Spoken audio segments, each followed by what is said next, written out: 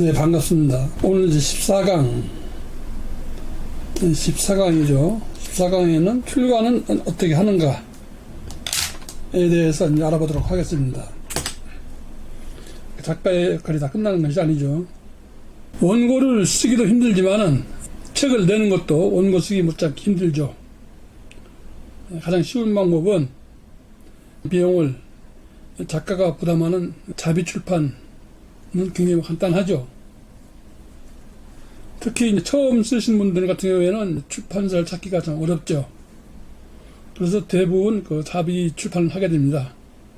자비 출판을 하게 되면은 작가가 출판 비용을 모두 다 부담했기 때문에 그 서적에 대한 그 소유권도 작가 몫이죠. 대략 출판사에서 서점에 책을 넘기게 되는데 대중 없습니다. 평균적으로 이제 직거래 같은 경우에는 60%에 넘기기도 하고, 직거래 하지 않는 경우는 65% 이제 이 정도의 서점에 책을 줍니다. 무슨 얘기냐면은 정가가 10,000원이면은 6,000원 받기로 하고 이제 서점에 책을 주는 거죠. 나머지 4,000원은 자비 출판인 경우에는 작가 몫이죠. 거기에서 출판사에서 판매를 했으니까 판매 비용을 내주겠죠. 그렇지 않고 이제 출판사에서 출판사 비용으로 출간을 하게 되면은 인세가 들어옵니다. 인세가 이제 우리나라 같은 경우에는 10%가 가장 많죠. 뭐 처음에 작품을 내는 경우에는 뭐 5%짜리도 있고 3%를 제한하기도 합니다. 심한 경우에는 뭐 책을 내는 것으로 만족하라, 이런 출판사도 있습니다. 인세를 받지 않는 출간은 하지 않는 것이 좋다고 봅니다. 작품성을 떠나서 작가의 영혼이 깃든 원고를 단순하게 출간하기 위해서 인세를 받지 않는다는 것은 프로로서의 정신이 아니라고 생각합니다. 인세를 10% 받기로 하고 계약을 하겠죠. 이제 출판 계약서를 씁니다. 원고를 언제까지 넘기고 출간을 언제까지 하고 표준 출판 계약서에 의해서 출간을 하게 되죠. 원고를 이제 출판사에 넘기죠. 넘기면은 이제 출판사에서 기본적으로 교정을 하고 초고를 다시 이제 작가한테 주죠. 작가는 이제 그 초고를 보고 첨부할 거 첨부하고 삭제할 거 삭제해서 다시 출판사에 넘깁니다. 그럼 출판사에서 이규를 보죠. 작가가 수정한 거를 다시 컴퓨터에 입력을 해서 교정지를 뽑아냅니다. 그것을 보통 3개월까지 합니다. 2개월까지 하는 경우도 있고요. 3번 정도 교정을 받아도 이게 뭐 완벽하지 않습니다. 인터넷에 보면은 교정기가 많이 나와 있습니다. 한글 교정기 검색을 해보시면은 어떤 대학교에서 만들어낸 맞춤법 교정기도 있고, 또 인터넷, 그러니까 포털 회사에서 만든 그 맞춤법 교정기도 있고, 뭐 한글도 있고 여러 가지가 있겠지만은 그것이 정확하지가 않습니다. 그냥 일반적인 거죠. 또 전문 편집인, 출판사의 편집인이 봐도 작가와 어떤 정신 자체가 다르기 때문에 넘어가는 경우가 많습니다. 거의가 책을 출간한 다음에 보게 되면 잘못된 부분이 나오긴 하죠. 거의 100% 완벽하게 교정을 보는 것은 참 어렵다고 저는 생각합니다. 그렇게 해서 이제 책이 많이 팔리면은 무한말로 베스트셀러가 돼서 작가한테 많은 인세가 들어오겠죠. 참고로 여러분들이 책을 출간하게 되면은 뒤에 바코드가 나오고 있는 거 있죠. 이것이 이제 고유 번호입니다. 이게 저작권 번호죠. 이걸 발행해준 기관이 이제 한국문헌정보라고 해서 발행을 해줍니다. 출간을 한 다음에 납본을 합니다. 계약서에 의해서 책 2권을 보내줍니다. 그런데 그 납본을 안 하는 경우가 많습니다. 특히 자비 출판 같은 경우는 거의 납본이 이루어지지 않습니다. 납본이 그냥 무료로 하는 게 아니고 책 대금이 입금이 됩니다. 그런데도 귀찮으니까는 납부 안 하는 경우가 많죠. 그래서 문헌정보에 책을 출간했습니다 하고 책 보내준 기준으로 해서 2023년도에 출간하는 문학책이 13,720종이라고 파악이 되고 있습니다. 그리고 책 가격, 평균 가격은 15,167원입니다. 그리고 한 권당 쪽수가 248쪽인데 쪽수가 약간 줄어들었습니다. 2022년도보다는. 2024년도에 한국에서 출간한 책이 62,865종이 출간했는데, 그래도 아직은 문학책이 가장 많습니다.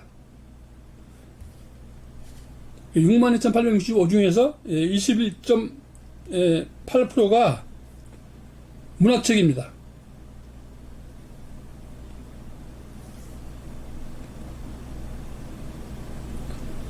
책은 안 팔리지만 일단 문학책을 많이 찍어냅니다. 그 다음에 사회과학이 19% 정도 되고요. 되는데, 그거는 단순하게 납본된 종수이기 때문에 제가 볼 때는 납본 안 한 거 포함해서 3만 종을 넘지는 않는 걸로 보고 있습니다. 그러면은 원고를 어떻게 출판사에 패스를 하느냐, 이런 문제가 남아있겠죠. 각 출판사마다 데스크가 책을 보는 경향이 다 다릅니다. 어떤 출판사에서는 로맨스 책만 내고, 어떤 출판사에서는 이념적인 책만 내고, 어떤 출판사에서는 역사물을 주로 많이 내고, 그렇기 때문에 가장 쉬운 방법은 서점을 가시거나, 하긴 요즘에 서점에도 문학책이 별로 깔려있지 않기 때문에 큰 도움은 안 되겠죠. 인터넷으로 교보라든가 예스24 사이트에 들어가서 내가 쓴 원고하고 그 비슷한 책을 내는 출판사를 찾습니다.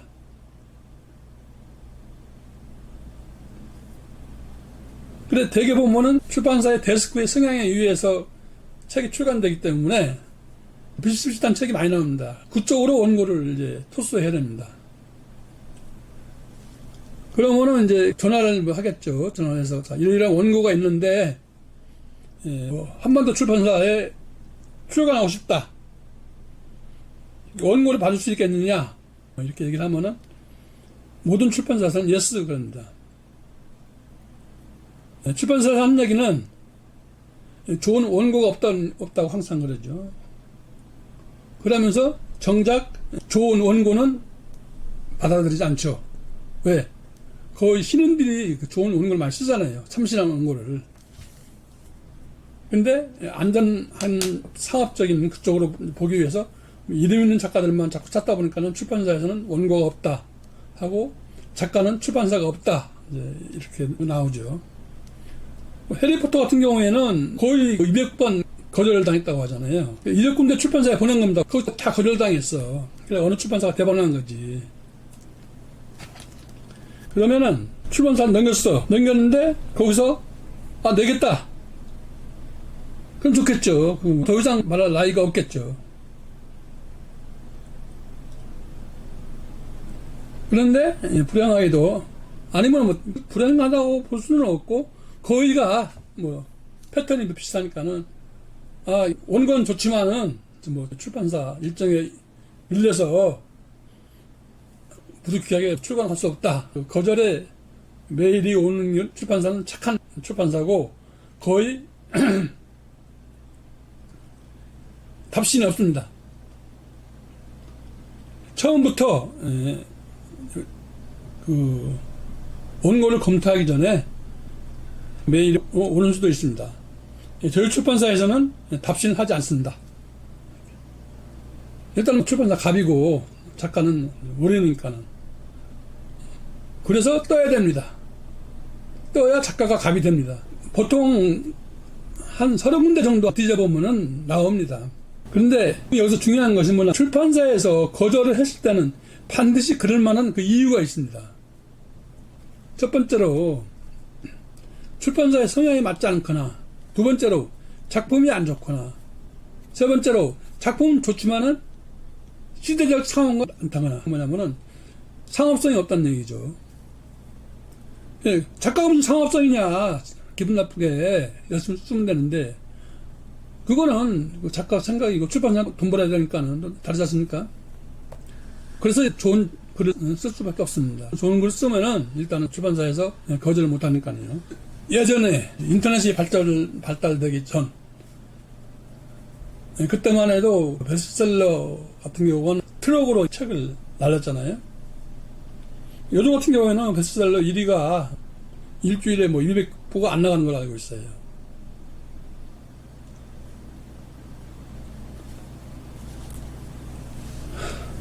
참 슬픈 사실이죠. 베스트셀러가 200부가 안 나간다, 일주일에. 예전에는 하루 200부 이상 나가야 베스트셀러인데, 문학이 죽었다는 얘기가 거기서 나오기도 하는데, 그거는 여기서 다룰 문제가 아니고, 책이 많이 좀 나가면 다행이지만, 책이 안 나가면은 이제 그냥 조용하게 사라지는 거죠. 전문 서적 같은 거 있잖아요. 낚시라든가, 뭐 등산이라든가, 뭐 여행이라든가, 이런 거는 꾸준히 나가요. 제 책 중에서도 문해창자의 정석이라든가, 뭐 소설 작법이라든가, 이 같은 경우에는 뭐 10년 계속 꾸준하게 나갔는데, 그렇지 않고 문학책은 사이클이 있습니다. 보통 한두 달 안에 안 팔리면 안 팔립니다. 일단 서점에서 사라지게 됩니다. 그리고 예전에는 책이 출간되면은 출판사에서 책을 서점에 보냈습니다. 그때는 서점이 많았죠. 뭐 종로 서점이라든가 울지라든가 대형 서점이 많았죠. 네. 지금 같은 경우는 교보가 거의 뭐 춘추 전국 시대니까는. 그래도 책이 팔리든 안 팔리든 소설을 써야 되죠. 그래야 이름이 알려지게 됩니다. 첫 번째 책 냈는데 책이 뭐 한 몇십 권 팔리고 안 팔렸어. 포기를 해버리면은 처음부터 쓰지 말았어야 됩니다. 아니면은 기념적으로 내가 그래도 명의사 작가니까 한 권 정도 내가 책을 출간해지, 처음부터 그런 각오로 하고 한 권 출간하고 글쓰기도 포기하고 이렇게 좀 한다면은 모르겠지만은, 작가라고 살아남으려면은 책을 팔리든 안 팔리든 계속 써야 됩니다. 그래야 인지도가 높아지고 작품 질도 좋아지고 결국은 전업작가의 길로 갈 수가 있습니다.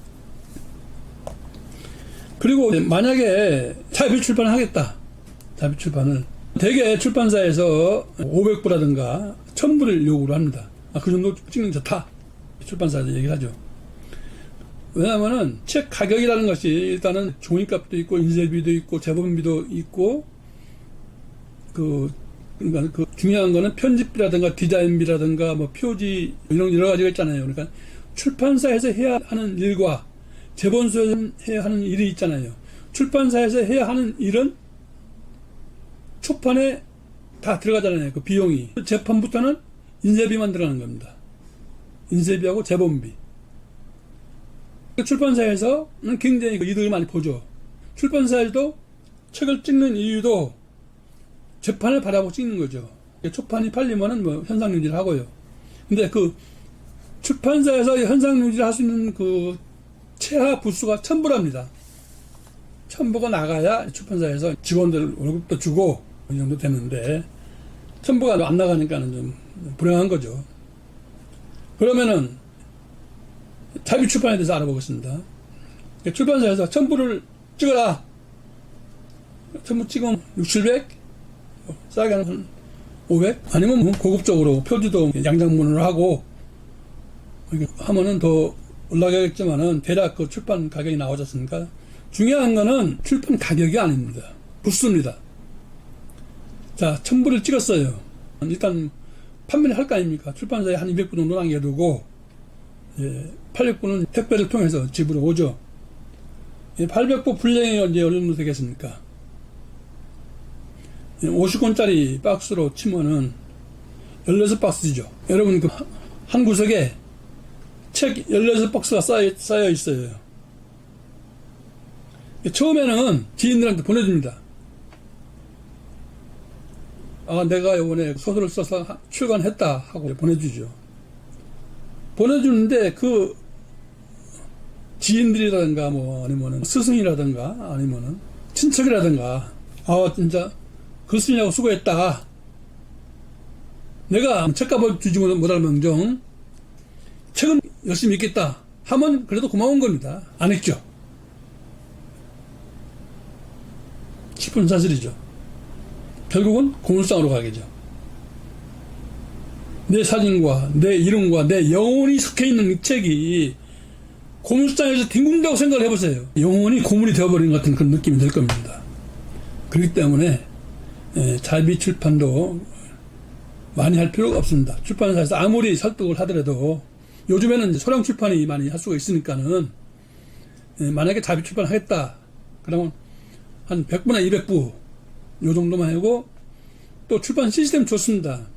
책이 많이 팔리면은 2, 3년 책 나와요. 그러니까는 재판 찍으면 되고, 처음부터 첨부 찍어서 마음고생하면 안 돼요. 예. 그리고 책을 찍기 전에는 내가 뭐 그래도 뭐 한 200부 정도는 돌려야 되지 않겠나. 막상 컴퓨터 앞에서 주소로 찍어보세요. 책 출사는 200명 없어요.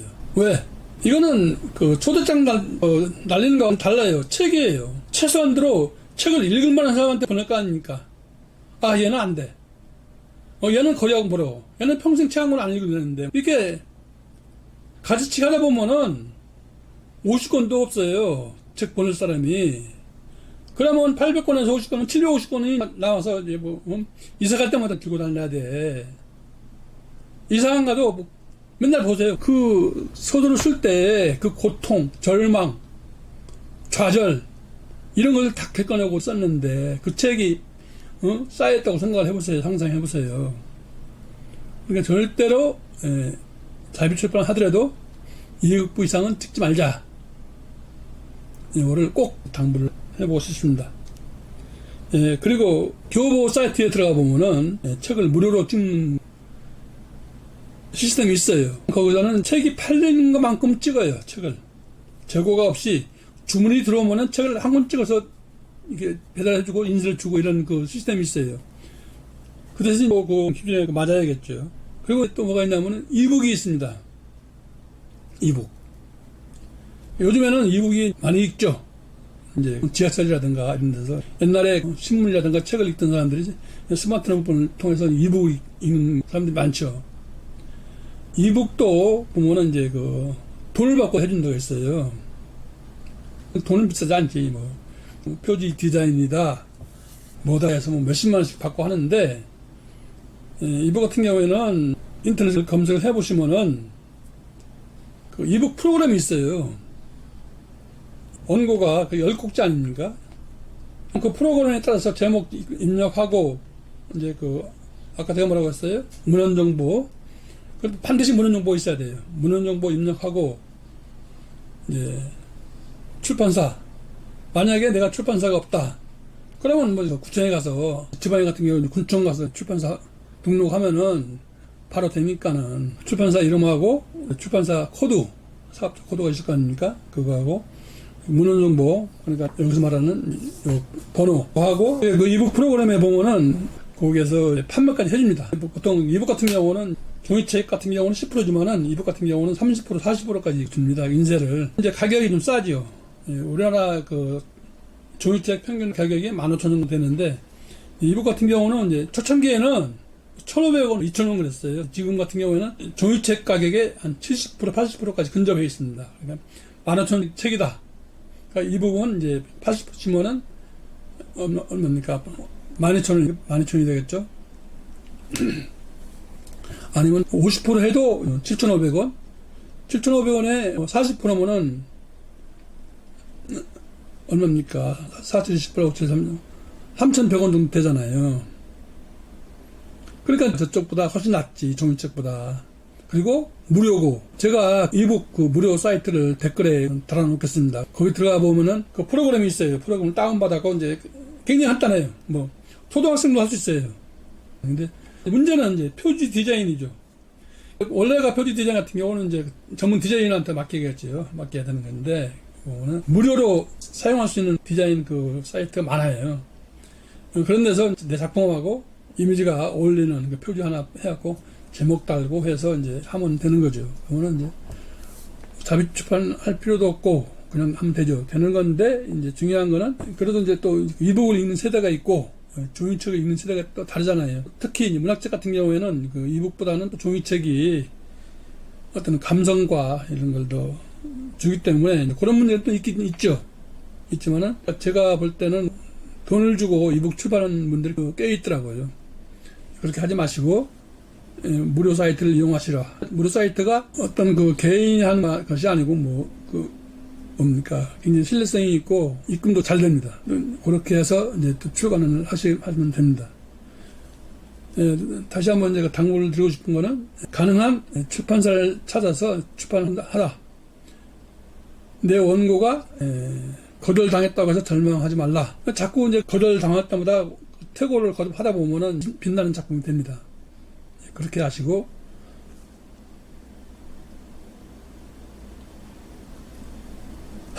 자, 다음 15강에서는 제가 항상 주장하는 문학이라 읽고 문예라 쓴다에 대해서 알아보도록 하겠습니다. 어떤 것이 문학이고 어떤 것이 문예나, 문학과 문예를 동일시하는데 그렇지 않습니다. 문학은 학문이고 문예는 예술이죠. 거기서부터 우리나라 그 문학 교육이 잘못됐습니다. 자, 다음 시간에 뵙도록 하겠습니다. 화이팅 해야죠? 화이팅! 제가 왜 화이팅 합니까? 어제까지 글 안 쓰는 사람 오늘부터 글 쓰시라고요.